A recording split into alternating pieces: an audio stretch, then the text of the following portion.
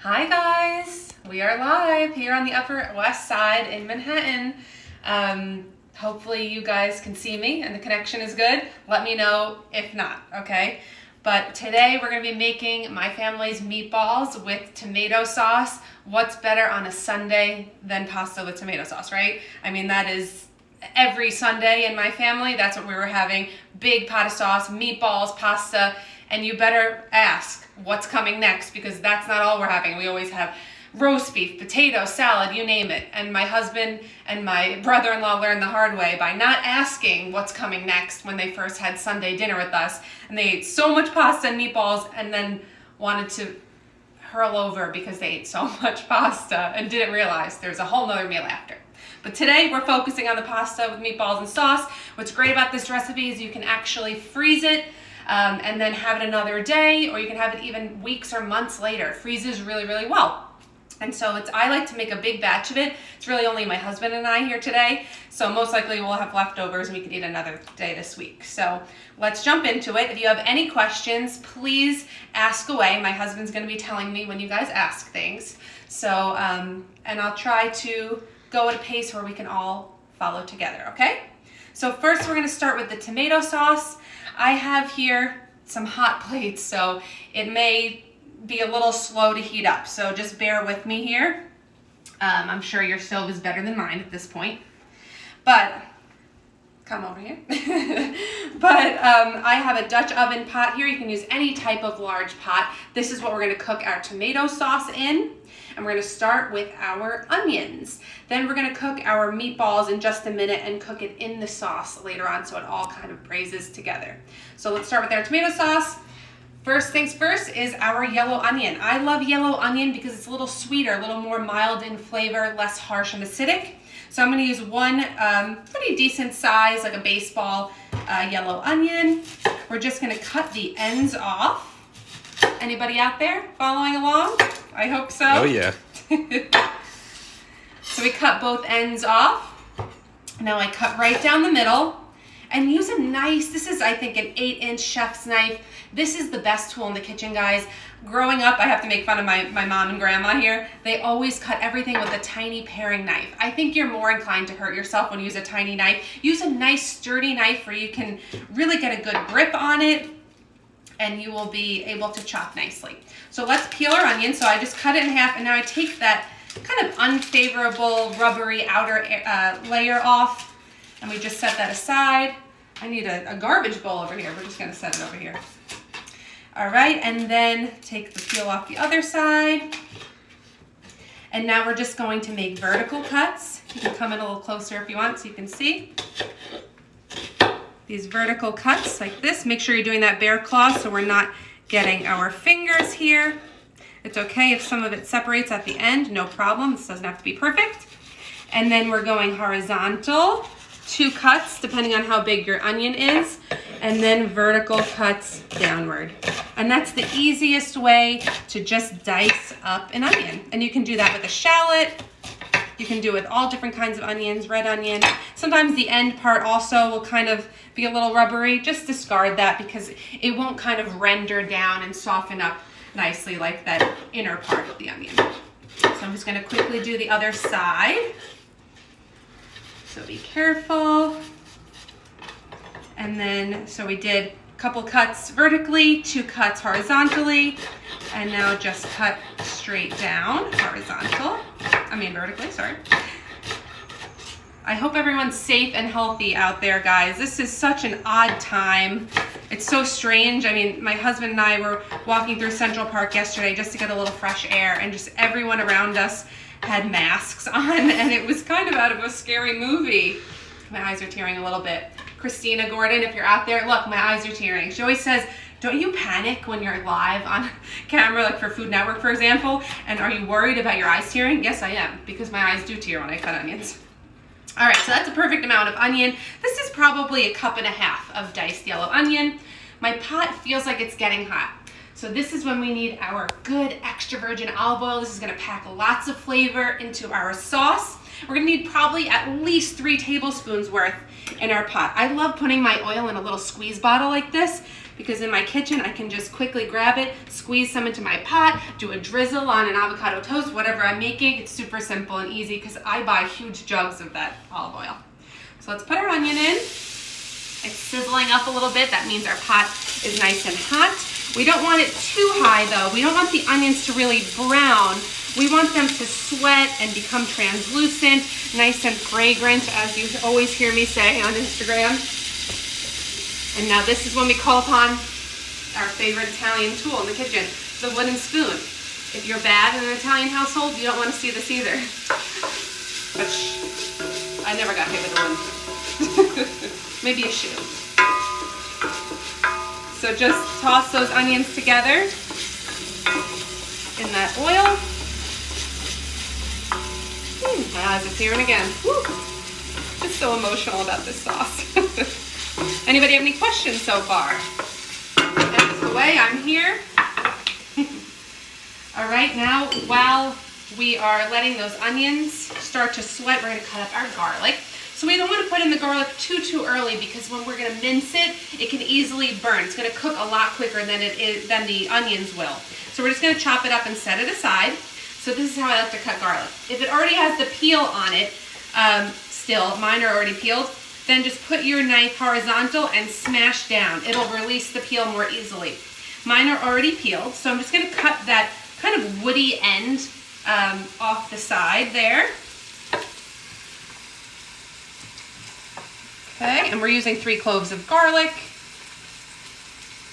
And now I'm just going to do that horizontal, I'm holding my knife horizontal again, smash down. This is going to start to break up the garlic already and make it super easy to mince. And now we're just running our knife through. Look at that. Hopefully you guys are getting all your onions and garlic going. Let's just cut all of our garlic. Onions are looking good, smelling good. There's just something about the smell of especially onions, extra virgin olive oil, and garlic that just smells like an Italian household, and especially an Italian household on a Sunday. My neighbors are probably cursing me because I've been stinking up the whole building all week long, just cooking non-stop because we have nothing else to do but to cook and bake. So, but you know what? It's been fun. I've been actually experimenting. I have a list of all different baked goods and recipes that I wanted to try. For example, like chocolate croissants. It's something I made maybe 10, 15 years ago, and I want to make them again. So maybe this week I'll try that again because these are recipes that take a long time. You never have time to do it. And so I'm trying to do them while I have the time. All right, let's check on our onions. Just toss them around. I'm going to lower my heat a little bit because it is getting a bit high here. And just let that sweat. This is a very, very simple tomato sauce. While that's going, I'm going to show you my cans of tomatoes. So this is my go-to. This can especially, look at this design. This is the San Marzano brand of tomatoes that I like to use.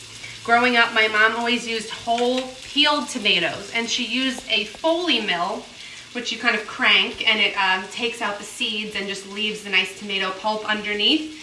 I find that actually this crushed tomato is all of that work already done for you. And now I got my mom to use this too because it tastes awesome. These tomatoes are so bright and flavorful and fresh tasting, and you don't need to go through all the work of that Foley mill. By all means, if that's what you've got, you can totally do that too.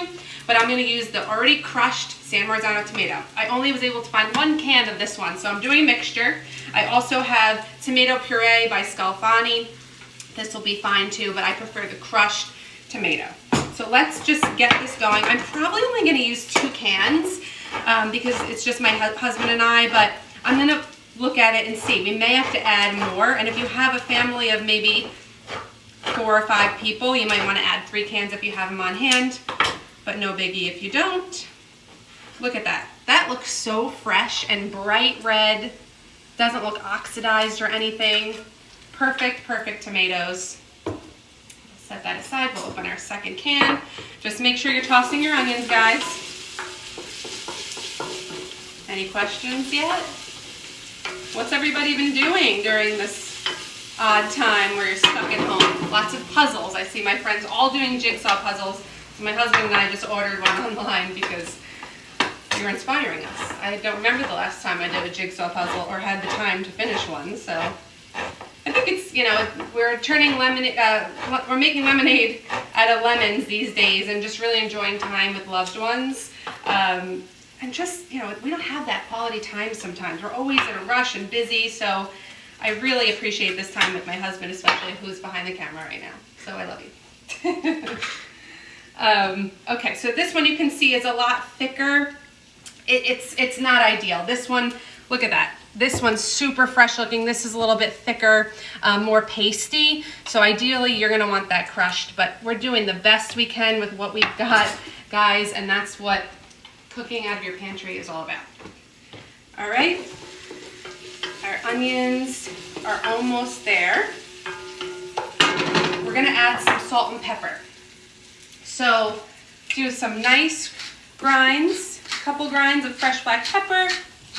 And when you cook, you want to season along the way. So every step of the way, you're adding a little salt and pepper, and it's just going to build the flavor step by step. So add some salt and pepper, like so. And that's just regular fine table salt. You can also use kosher salt. You just need to use more kosher salt if you're using kosher. All right. And now let's add that garlic.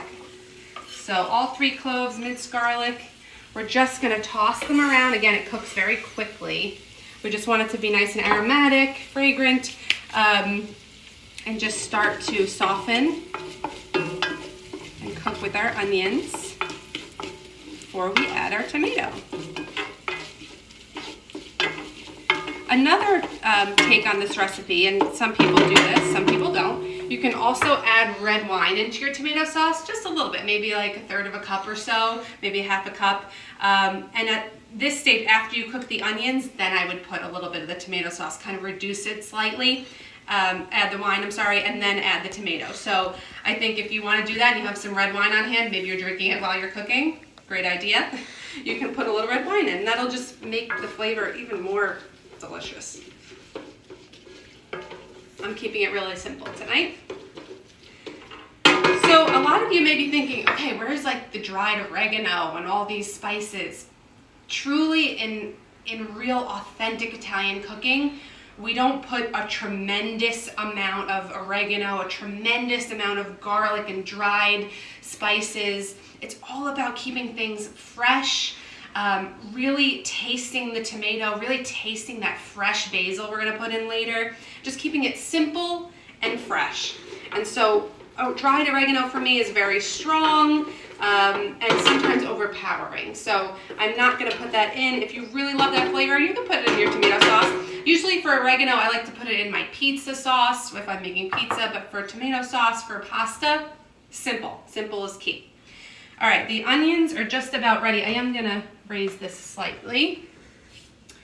All right, and we're gonna get our pan for our meatballs on because mine takes a little while to heat. Yours probably, if you're using real flame, will take less time. So I don't suggest you put it on yet unless you're almost ready to go. All right, so for the meatball pan, I'm using one with like 3-inch sides. What this will help us do is, you know, you don't want too high of sides like a pot, real pot, because then it'll create steam and you won't get nice brown crust on your meatballs. But you do want enough height where you can put a good amount of olive oil or oil in general in the pan so we can pan fry our meatballs. A big skillet is totally fine too, that just has kind of rounded edges, totally fine as well. This is just the pot that I have on hand and works for me. Okay, those onions are looking great. This is getting heated. This tomato is on my board. Okay, so next we're gonna start to build our meatballs. And this is where I get to share some family secrets, and I'm so excited. So first things first, the meat. So I have here ground beef, pork, and veal. All of them have different fat contents, different flavor profiles. And what's great about it is it makes for a really flavorful meatball, but also super tender and moist. And I hate to use the word hate, but I dislike when meatballs are hard little golf balls and you have to even cut it with a knife. You should never have to cut a meatball with a knife. You should just be able to just take your fork and like butter it cuts. And that's what my family's meatballs are like, and that's why everyone goes crazy for them, because they're super melt in your mouth. Actually, growing up, my grandma always just used beef with a good amount of fat content, but over the years, we started to incorporate the pork and veal, and it's just to die for. So I have here 1.6 pounds, and it's equal parts. It's 1.6 pounds total, and it's equal parts of the beef, pork, and veal. And we're gonna add some yummy things to this. First, let's add our tomato to our sauce now, because those onions are looking perfect. So we're just adding that tomato, get all of it in there. And these are 28-ounce cans, 2 of them. Like I said, I really prefer the crushed rather than the puree. It's a lot fresher tasting, but we're just gonna have to deal. You know what? I think I'm gonna add a little more tomato because I can see I would like to have some more leftovers. If you don't have 3 cans, that's totally fine. It's gonna work the same way. But I'm gonna use probably another half a can of tomato because I just wanna have a little more leftovers this week. Maybe we'll even have meatball sliders because I have slider buns in my freezer I found today. Yeah, if you don't wanna eat pasta, eat this on zucchini noodles, spaghetti squash. There's so many alternatives to pasta and a lot of gluten-free alternatives too. I like the Banza pasta, which is the chickpea pasta. It's really good actually. Sometimes they have kind of a gritty flavor and almost like a cardboardy flavor, but I really like it a lot actually, the Banza. So this is very thick, but it will loosen up as you cook it. Like I said, I really wish I had the San Marzano crushed. This is a little bit pasty for me, but we're gonna do it. We're gonna still have delicious sauce, no doubt about it. So just stir that together. All right, now we're gonna add some more salt and pepper because again, we're building that flavor little by little. So nice couple grinds of pepper and a nice hefty pinch of salt. And now just stir, and then we're gonna put the lid on and just let this simmer with the lid on because it is very thick. We don't want too much liquid to reduce out of it, too much water to reduce out of it, because then it'll be too thick and might even burn. So I'm gonna grab my lid. I'm gonna get this simmering. So it's a little bit cold right now, so we're gonna raise the temperature slightly. My pan is getting hot-ish. Heat this up more. All right, back to the meatballs. Are you guys ready? Following along? Do you need me to slow down? Are we okay? I can't hear you, so if you have questions, let me know. My husband's gonna tell me if you ask anything. All right, so we've got our meat, veal, pork, beef. We're going to add a nice hefty sprinkle of salt. Don't go too crazy though, because we're gonna add that Parmegiano Reggiano cheese, which is very salty already. We're gonna add a couple grinds of nice black pepper, a good amount. This is freshly ground, obviously, so it is a little more robust in flavor if you have it already pre-ground. Maybe you wanna put about a half a teaspoon here. A couple of grinds like that, that looks great. All right, now we're gonna do the cheese. So we have Locatelli. Locatelli is pretty pungent. It's like Parmesan, but a little funkier. I feel like it's a Reggiano, it's Parmegiano Reggiano, and this is nicely grated. And we're gonna need a good amount of cheese. That's gonna give us a lot of flavor and also like a slight creaminess inside of the meatballs. This is already simmering. I might be wearing sauce. Guys, this is hard without the flame, but you know what? We're gonna make do, and this is how we're able to cook together, so that's awesome. All right, shut that. Okay, so back to the meatballs. We're gonna put about a half a cup here of cheese, good amount, okay? And later on we might add more. A lot of it is about eye, looking at it, and a feel. And over time you'll get a feel for it. But that was about a half a cup of that Parmigiano Reggiano. All right, now we're gonna chop our parsley. So just set that meat aside. I already washed this, so if you didn't wash yours, be sure you thoroughly wash your parsley because it gets very sandy and dirty and gritty, and you don't want to be crunching on grit when you're eating your meatballs. So now I'm going to use mostly the tops, but if some of those softer stems get in, no problem at all. Just cut that off like so. Look at that, beautiful flat leaf Italian parsley. If you only have the curly, that's fine too. I find it's a little tougher though, so I really like to use the flat leaf. So now we're just gonna make a bunch, just kind of get a good grasp on that and run your knife horizontal down. Okay. This adds such a nice freshness, a beautiful green color as well. We have all the colors of the Italian flag in this dish. It smells really great. There's nothing like fresh herbs. Someone had asked me yesterday, I believe it was Lauren. Hi Lauren, if you're watching. She said she wasn't able to find fresh parsley. That's not a problem. You can totally use dried. You probably need to use at least 2 tablespoons here of dried. But in the future, definitely try to get that fresh when it's available again because it makes a huge difference. Just really adds a nice fresh flavor against that rich meat. All right, so this is a good handful. I'd say this is about 1/3 of a cup of parsley. I'm gonna put all of that in. I love parsley. Okay, I have a little extra. I'm just gonna set it aside and we might use it later, we might not. So now we're going to do eggs. So this is also where my family, my grandma has a lot of rules with the eggs. She puts a lot of egg in it and they become so soft that sometimes you almost feel like they're not gonna be able to form a ball.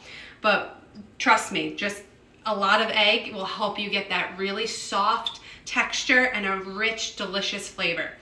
I'm gonna go with 3 eggs first, and we might add a 4th if the meat can handle it. It's just all about touch. If it's really, really, really wet, then it's too much egg. So we're gonna start with 3, and usually the rule is, I think she said it was about 3 eggs per pound of meat. All right, we have a question. Okay, we have a question. How many eggs for 2 pounds of meat? So for 2 pounds of meat, I would say 4 to 5 eggs, okay? I don't have a fork here. I'm gonna use a spoon. So 4 to 5 eggs. I'll show you what my meat mixture looks like, and if yours looks too dry, add another one, but start with 4, but most likely you're gonna use at least 5. All right, the spoon mixed that nicely. So just beat your eggs in a bowl just so it incorporates nicely. And I'm putting all 3 eggs into my meat mixture here. And then, now for the secret. Are you ready? We're not putting dry breadcrumbs in here. This is how we get the hard golf ball meatballs. Ugh, we don't want it. We want soft, tender meatballs, guys. So, here's what we're gonna do. It's all in the bread. So this is a nice rustic round Italian loaf. Puglisi bread is what we look for. Sometimes it'll say on the sign Puglisi bread. That is ideal. It's bready inside, but also still a little airy, and that's gonna give us the best texture. So this is gonna seem weird, but it's really, really good. We're gonna cut this in half because I probably will only use maybe about half this loaf, maybe a little less actually. So see, it's nice and bready. There's still some holes in there. Usually I use it that's a little bit airier even than this, but this will be perfect. So just set half of that aside. We're probably only gonna use this, but again, I'm gonna kind of go by eye. So let's just pull the inside. We don't want the crust, we want the inside of this bread. And I'm gonna take the inside, I'm gonna break it up into large pieces. Not large, I guess like this big. Okay, break it up. Can you see? Another question. Do you ever use 4C breadcrumbs? So 4C breadcrumbs are, I love 4C breadcrumbs. Who asked that question? RB Eskello. Okay. So I love 4C breadcrumbs, but not for meatballs. Again, dry breadcrumbs like that are gonna give you a tougher meatball. This is the secret to a perfect meatball, is in this bread. 4C breadcrumbs though, I use for my chicken cutlets, or if you've ever tried out my Lover's chicken recipe, it's on my website, gotroomformore.com, and on Food Network Kitchen, the app. There's a really great on-demand video you can watch on Food Network of me making it. That's a family recipe as well, and it's probably my #1 recipe that people make and love.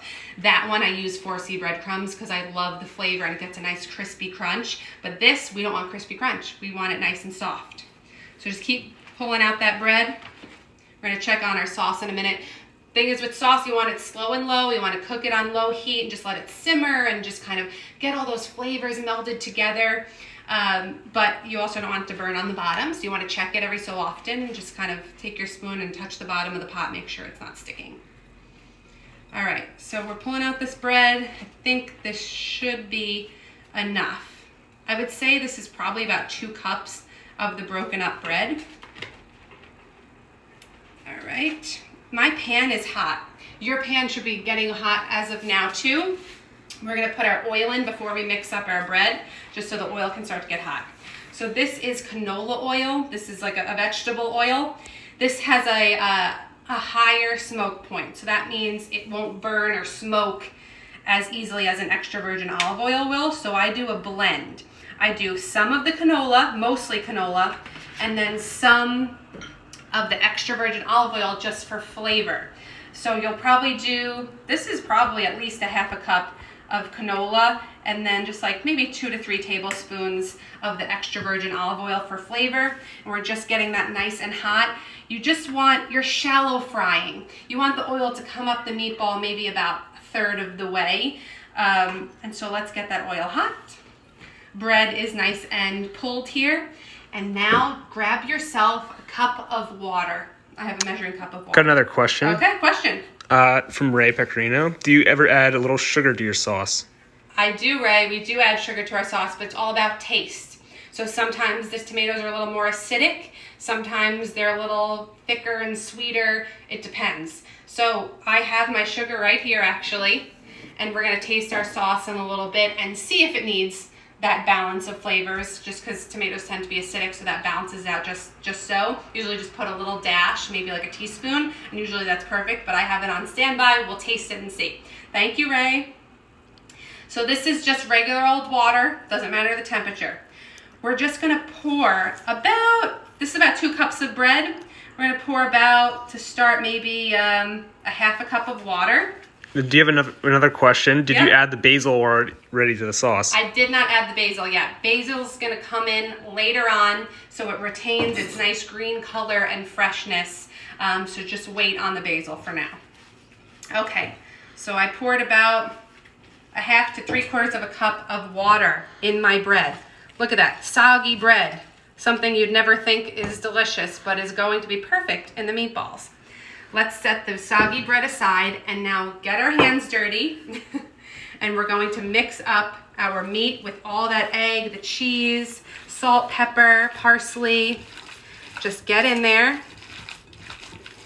I can see that this is pretty wet already, so most likely we will not need that 4th egg for this batch. Sometimes it depends on just the meat. Sometimes the fat content, I think, can vary and then make it wetter.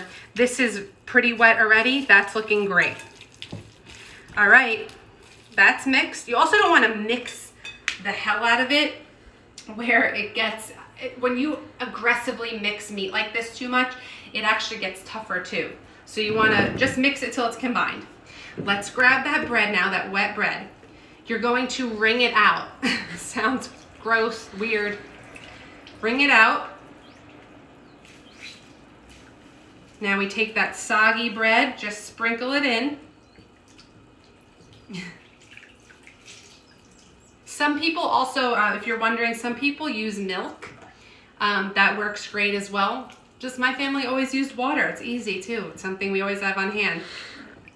Okay, so soggy breadcrumbs are in. That oil looks hot. I can feel it. I'm getting hot. So now just mix the meatballs. That mixture, folding it in kind of gently. Is the milk better than water? No, I think it honestly comes the same. I've tried both. I think it's the same.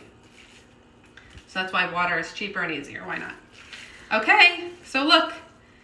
The bread, everything's in there. You still see little chunks of bread. That's totally fine. Lots of parsley running through there. I'm gonna wipe my hands off. I might even run to the sink in a moment. But this is the texture you want. If it seems to be drier than this, add more egg. My grandma's probably telling me to add more egg right now, but I think I'm worried that it'll fall apart too much. So I think this will be great. Okay, if you'd like, because now you might be saying, what if it needs more salt and pepper? Make a little meatball first, taste it, say, okay, you know what, you could use a little more cheese, maybe I like a little more pepper, and you can adjust accordingly. So that's my suggestion there, is make a small one first. But for the sake of time, I'm gonna get moving. I'm gonna use my hands, but if you have a big ice cream scoop, that is perfect for this. I don't have one. I'm doing like a clementine size meatball. This is also gonna help you get that beautiful, moist, I hate the word, everyone hates the word moist, but that's the best word for this. Moist, tender, juicy meatball with a nice outer brown crust on the outside. So this is gonna be the perfect size. Bigger is better in this situation. That sounds bad. Bigger is better. So now let's come closer. This is hot. Let me show you how to test your oil. Make sure it's done. Take a little piece of the meat and put it in that oil. Look at that. It's bubbling all around that meat. That means it's ready to go. If it does not bubble, that means it's gonna absorb all the oil and you're gonna get greasy, nasty meatballs. So make sure it's nice and hot before you put your meatballs in. Also note that you might have to raise the heat a little bit after you put a few meatballs in, because the temperature will go down once you add a few meatballs in. So look at that, super soft, nice and big. I'm probably only gonna put 5 in here to start. We don't wanna crowd the pan either, or else it'll be hard to move them around. It'll also lower the temperature of the oil too much. Let me just take that nugget and just flip it. Okay, we're just gonna do one more meatball. And you'll see, maybe they're not gonna be perfectly round at the end of this. They might be a little more flat on one side and the other. It doesn't matter, they're still gonna look awesome and they're gonna be super soft and delicious and not hard golf balls. So I'm gonna wash my hands quickly for a second just so we can stir our sauce. You can zoom in on this and just see what's going on here. We're gonna wait a good amount of time so it starts to really cook up the side. You'll start to see that browning happen before we flip, or else it might be too soft. So stand by, I'm washing my hands.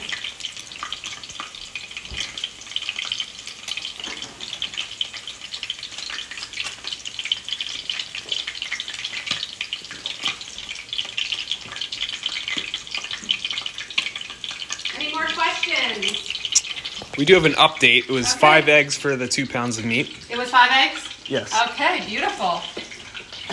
Who was that? That's my favorite. That's my favorite. All right, Nikki. Nikki, awesome home cook as well, with her son Jordan. She's always cooking with them. They're so adorable. You should follow them. That's my favorite. So cute. Good job out there. Also be careful here. So there's a good amount of fat content in the meatballs, and it can sometimes pop and splash. So you want to make sure you're not hovering too close over the oil. I have a couple injuries over the years. I've got some grease burns. It just comes with the occupation. But let's check on our sauce. It looks like we need to raise the temperature because it's not quite simmering anymore. So let's simmer.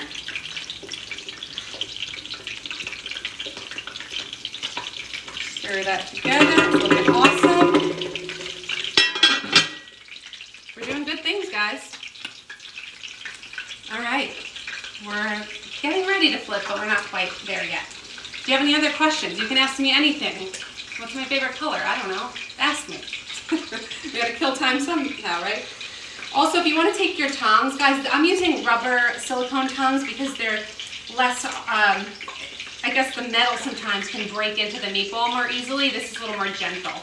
So just whatever you have on hand is fine, but, ooh, you see? That's scary. Be careful. We almost had an injury. I'm like immune to it now, it's bad. If it really starts to pop and splash a lot, lower your heat. But take your tongs every so often and just gently move the meatball around just to make sure it's not sticking. Okay? I am just gonna, while you're zooming in, I'm gonna run and grab a little sheet tray because we're gonna set them aside on a tray before I put them in the sauce. New question. Yep. Your favorite car? Favorite car? Ooh, that's tough. Favorite car? What is my favorite car? I mean, who wouldn't love like a red Ferrari? I would love a red Ferrari. That would be awesome, although I don't know how to drive a manual car, so Dan would have to drive me around, although he doesn't really know either. And then the other question is, what brand are your non-stick pans? Do you recommend a certain brand?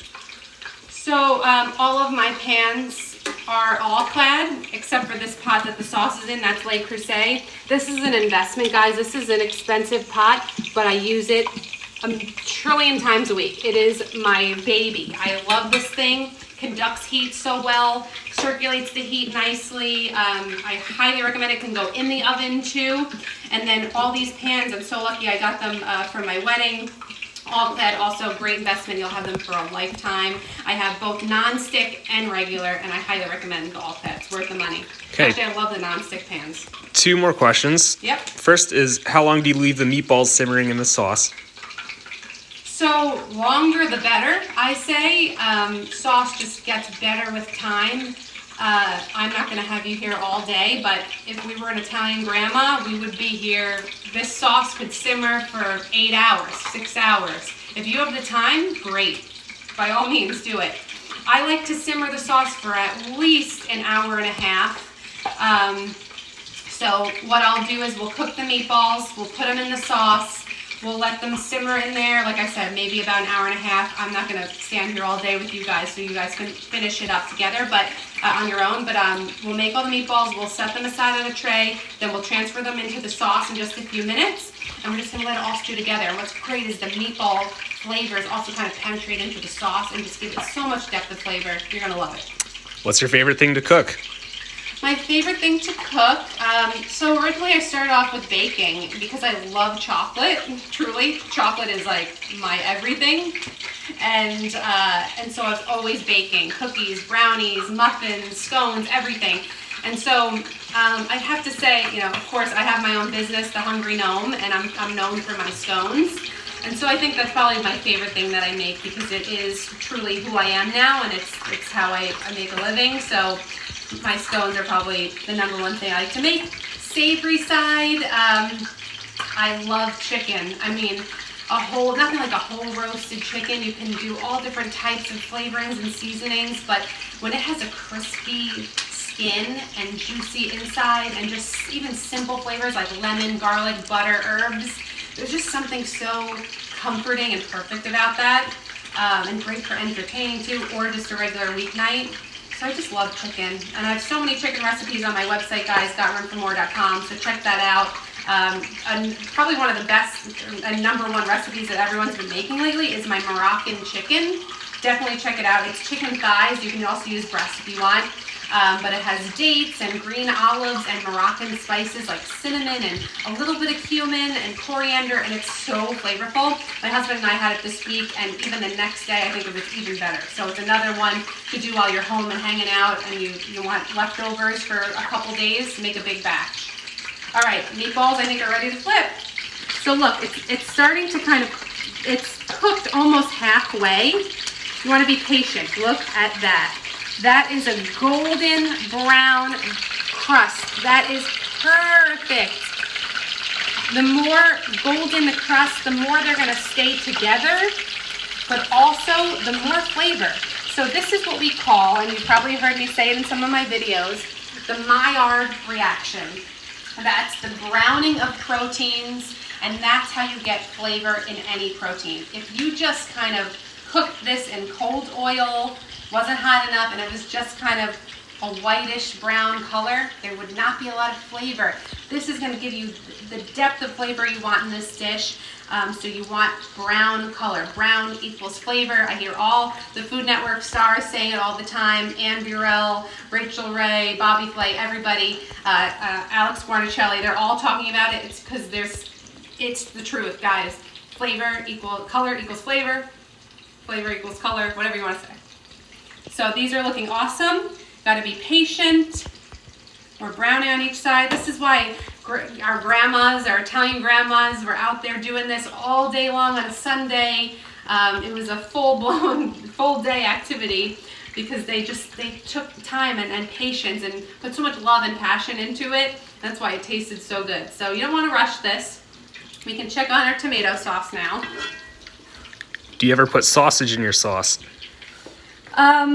Yes. So, well, I don't personally because right now it's just my husband and I, so we don't need too many meats, but my family, my mom does. She'll put hot and sweet Italian sausage, meatballs, and then another suggestion that I absolutely love is put pork on the bone, okay? Spare ribs you can use, or just like, I forget what part of the pig, I'll have to ask my grandma, but usually it's just like little piece of pork on the bone. And we put that in the sauce, but first we'll brown it in the pan like we're doing the meatballs. Just brown it off, put it in the sauce. It adds so much flavor, and keep it on the bone. It is to die for. So highly recommend. If you want like a really special sauce, do the meatballs, the pork on the bone, do a little hot sausage for a little kick. Dynamite. Do you have a favorite rice cooker? I love my Instant Pot, guys. I mean, I use it all the time now. I feel like, at first I felt guilty. I'm like, okay, I'm a professional chef. This feels like a cop-out if I'm using this Instant Pot that's cooking things in 10 minutes time and I don't have to do anything. But there's something to say about this product, guys. It cooks things amazing. I made rice last night. We made like a faux risotto. It was like a quick and easy risotto with it. The rice cooked in 7 minutes plus the time of the pressure release, so maybe like 15 minutes total. It was perfect. You don't even have to touch it. I make stews in it. I made corned beef and cabbage, and it was to die for. And now some of the products even have the pressure cook, the rice cook, the slow cook, and an air fryer all in one. So that's pretty incredible. I have a separate air fryer, but I love my Instant Pot. I have the 6-quart 10 setting one. It even has sous vide on it, which is a special type of cooking proteins. But highly recommend. I know a lot of you have been buying it this week because you said, why not try it while I'm home? And I will say this is what sold my mom and grandma on it. We make artichokes, whole artichokes that we stuff with breadcrumbs. And usually my grandma cooks the artichokes for 2 hours, she said. She bastes it with broth, and she stands there because it burns easily, so she has to kind of baste it and make sure it's cooking, and you want it to be tender and the meat of the leaf to kind of fall off easily, but it takes 2 hours. In the Instant Pot, I think we set it for 4 minutes, and it came out perfect, and my mom said, oh my God, this is worth the money just for this. Incredible. Highly recommend. Do you have a chicken francaise recipe to share? Francaise? Yeah, chicken francaise. So I have chicken piccata, which is very, very similar. And that is the lover's chicken that I was talking about before. So that's on Food Network Kitchen, the app. It's also on GotRoomForMore.com. And that is kind of basically the same thing. It's got white wine, it's got the chicken, breaded chicken, butter, chicken stock. You kind of braise it until it's fall apart tender. It's so good. What you can do is, to make it more traditional chicken francaise, do my recipe for the lover's chicken, but instead of breadcrumb, use just regular white flour to bread the chicken, and then it's pretty much chicken francaise. Super easy. And Michelle and Justin wanted to know what age you started cooking. All right. Hi, Justin and Michelle.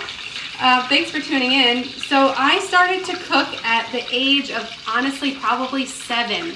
And my parents saw that I was so passionate about it and I loved to cook so much that they let me cook on my own, really, from I think 7 or 8 years old. I was cooking on my own. And I think you just have to trust your kids if they have that passion. Of course, keep an eye on them, make sure they're not going to burn the house down, but you know, if that's something that they're into, that's a great skill to have. And so, yeah, I'd say 7 or 8. Can you do the baked oatmeal in the Instant Pot? The baked oatmeal, people are loving that recipe too. That's also a video I did for Food Network. The baked oatmeal I have never done in the Instant Pot. If you do that, send me pictures. I'd love to know if it works, but I'm sure it would work. I gotta figure that out. Good idea. So just look at these meatballs, guys. I'm kind of, on the side that's pink, you wanna kind of toss it around and brown. Again, these are a little bit flat on the side. It's okay, it doesn't matter. They're so tender and delicious that you're not gonna really care if it's perfectly round, so don't worry about it. These look fine. So they're brown on the sides. Careful. And we're gonna toss them onto a tray on the side. They're not fully cooked on the inside yet because they're gonna be stewed in the sauce and then they'll get really nice and cooked, so don't worry. I'm touching my meat here. It looks like it kind of dried a little bit. So that means we might add some more egg. This happens sometimes. It really absorbs everything and we add more egg. So let me just beat an egg. I might not use the whole thing. Do you have a favorite almond butter brand? Say it again? No, favorite almond butter brand. Almond butter brand, yes. I think I know who's asking this. So my best friend Chris, he has an almond butter company called The Nutty Spoon. You have to try it, guys. Go on his website for The Nutty Spoon because it is amazing. He makes 2 flavors, classic with sea salt and roasted flaxseed, and then another one that has honey and rosemary. They are to die for. My family's obsessed. Every time my mom knows I'm seeing him, she says, get me 5-6 jars because everybody loves it. It's so good and it's all natural. It's made in small batches. It's so good. So I put half the egg in, guys, just to start and just mix it around. Our oil is popping, so just be careful. I'm gonna lower my oil a little bit. Okay, like so. It's pretty wet, don't worry. All right, let's make the balls again. Careful, it's gonna splash. When you have a fan in your kitchen, it's definitely easier. I'm doing this in my living room, so bear with me.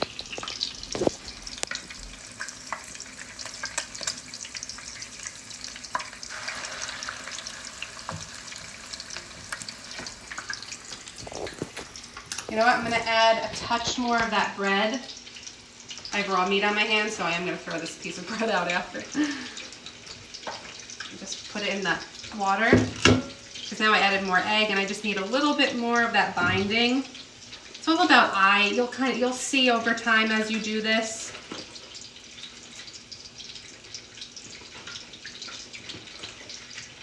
Any more questions? All right, just get it wet, bring out the excess, and then mix it in.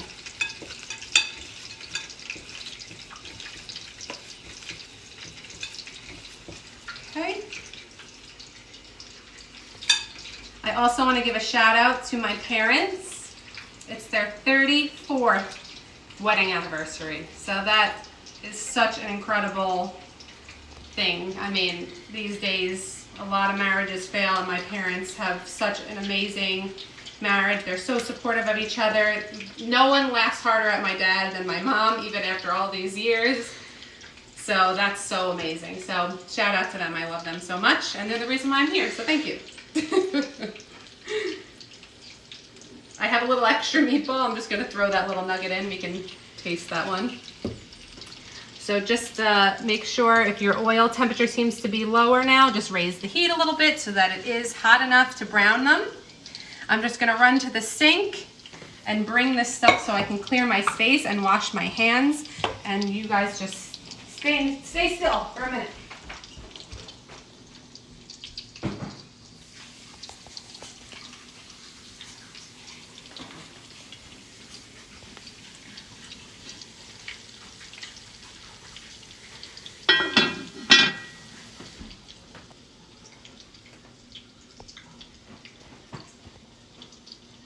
Any more questions, guys? How many people do we have tuning in? Do we know? Does it tell you? Between 10 and 20. All right, we'll take it. We'll take it. Okay, this needs to be raised a little bit. Let's check on our sauce. It's been a little bit. It is simmering away. Just want to make sure it's not burning. It's looking good. All right, I'm going to give this a taste and just see how the balance of flavors is, because we might want to add the sugar as we mentioned earlier. Don't burn your mouth.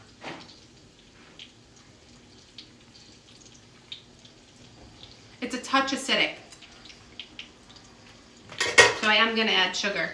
So I'm going to add about a half a teaspoon, maybe a little more, of sugar. I'm also going to add some more black pepper, balance everything out, and we're just going to stir this together.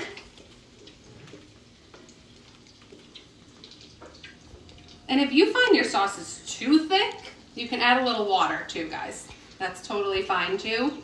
But usually it starts to thin out a little bit over time. I wonder what kind of pasta you guys are making. So I had just thin spaghetti in my pantry, so I'm going to make spaghetti. Usually on Sundays we always had nice big rigatoni. I love rigatoni. We put a nice big dollop of ricotta cheese on top of our bowl of pasta with meatballs. There's nothing better. Nothing better. All right, let's, this is still simmering. That's okay, that's great. Just be careful, I'm wearing tomato sauce. So let's add our meatballs that we already made. So these are nice, they're soft, but they're firm on the outside from that crust, so they will hold their shape. Add them right into that beautiful pot of sauce. How good is that? And now we're just going to kind of just let them bathe in there. And then put the lid on. So if you used only crushed tomato and you find your sauce is thinner than you'd like, you want to add the tomato paste. I do not need tomato paste for mine. Mine's already thick enough. So maybe you'll use a half a can, maybe like 2 tablespoons even or so. Just do a little bit at a time. Let it kind of cook through in that sauce. And if you still want it thicker, you can add a little bit more. It also adds a little bit of the sweetness too. So these meatballs are working. We're just gonna let that cook, guys. What else is new out there? So we have an update. Okay. Michelle and Justin are using lentil penne. Lentil penne, awesome. And spaghetti. And spaghetti? Cool. Yeah, I like the lentil pasta. I've used the red lentil pasta from Trader Joe's. It has a little bit of a flavor on its own, but overall it's good. For the healthy alternatives, definitely really good. Also, guys, make sure you have some extra cheese on hand because I'm going to be putting this on top of my pasta. I will not have pasta without cheese. Even pasta with clams, shrimp, or the Italians say it's sacrilegious. You can't put cheese on fish pasta. I always do because I love cheese on my pasta. Have to have it.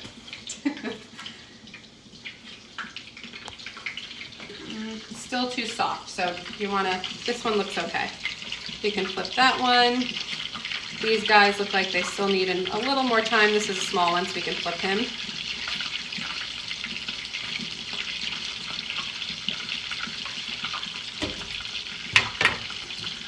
And I probably should have tasted mine earlier, but sometimes I like to put even more cheese. Usually I'd say for about a pound and a half of meat, you want a half to 3/4 of a cup of that Parmesan cheese. It adds a lot of flavor and creaminess, so be generous with that. Just watch the salt. Trying to think what else I can tell you. I'm so excited to eat this. So yeah, once we finish the meatballs and we let them simmer in the sauce, you guys should then just let this simmer maybe an hour. And then start up your pasta water. Make sure when you're making pasta, key is make sure the water is like seawater. You want to really heavily salt your water. That's going to bring a lot of flavor to the pasta. And then you're going to cook your pasta according to the box, whatever you like. And then toss, this is the other thing. It's a pet peeve of mine when people just pour a ladle of sauce on top of naked pasta. No.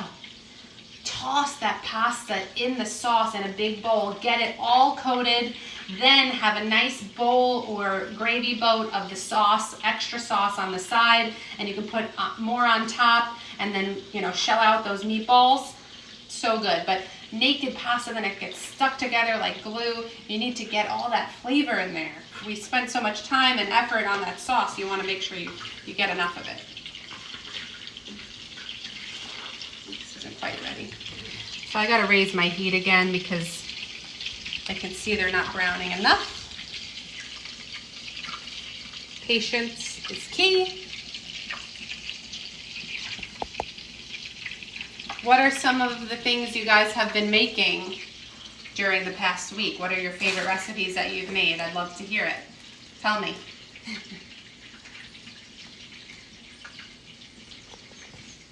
Anybody out there? I'm sure they're typing. People are typing? Good. Clean up for a second. Squash curry. Squash curry, awesome. That sounds great. Banana bread. Banana bread.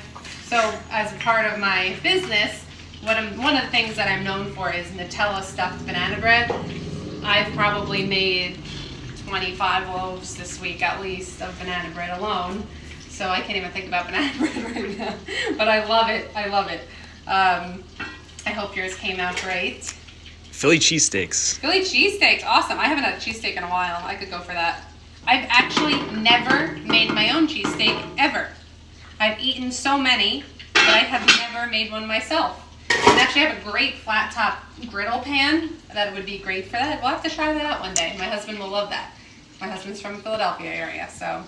So have Sarah made pasta with sardine for St. Joseph's. Oh, yes. Hi, Sarah. So if you are Italian and specifically, especially from Sicily, you may celebrate St. Joseph's Day, which was the other day. And so for St. Joseph's Day, I believe I'm bad with the biblical facts. I really need to work on that. But I think he was a carpenter, and so that's why a lot of the foods you eat on St. Joseph's Day involve breadcrumb. Correct me if I'm wrong. But growing up, my great-grandma on my dad's side, my whole dad's side's from Sicily, they would make all these great dishes on St. Joseph's Day, including this pasta. So a lot of times it has, I think, like sardines and breadcrumbs, or sometimes people just do like a simple pasta or spaghetti with the toasted breadcrumb. It's actually really, really good. A couple people make your bolognese sauce. Oh, nice. My bolognese? Yeah. Awesome. And yeah, then, I have a quick and easy bolognese on my highlights on Instagram that I make, I think, in the Instant Pot, and I think that's the one they're referring to. So I'm flipping over my meatballs, guys. Patience is key. I know it takes a little bit of time. That's okay. What? The video's about to run out. Oh, really? Okay. It looks like, I guess there's a time limit on these things. I didn't realize. But 1 minute 30 left. 1 minute 30 seconds left. That's no problem at all. All you're going to do, guys, we're at the end of it anyway. You're just going to finish browning those meatballs, put them all into the sauce, toss it together, let that simmer, like I said, at least an hour. If you have more time than that, just let it go. There's no, you can't overdo it. It's more time, the better. Let it simmer. We can put in some of our basil now in our sauce, but I have a nice big bunch of basil. I'm gonna put half in now, and then the rest in right at the end so it retains that green color and the nice fresh flavor. I'm gonna start to get the basil going though in the sauce now, just to kind of get those flavors in there. But again, I like to put most of it at the end. So just chop up a couple of the leaves, throw that in the sauce. 30 seconds. Awesome. 30 seconds. 30 seconds, all right. Thank you guys so much for joining me. After these meatballs cook, throw them in the sauce, put the lid on, let it simmer, make your favorite pasta, toss it all together, sprinkle a nice hefty pinch of Parmesan cheese and some fresh basil broken up on top. You're gonna absolutely love it. Thank you so much for joining me. Head to my website, gotroomformore.com, and also check out my business, The Hungry Gnome. Thank you so much for your support, and stay safe.